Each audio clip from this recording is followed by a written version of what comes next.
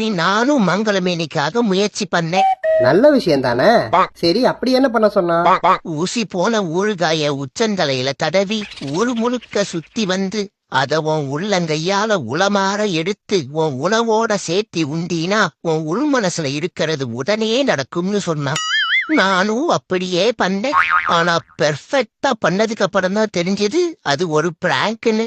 ஒரே அசிங்கமா போச்சியா. அதை விட உச்சி மண்டையில ஒரே எரிச்சலாயி பட்டெக்ஸ் பக்கம் ஓவரா புகைச்சலாயி இப்போ நிக்காம போகுது ஆயி.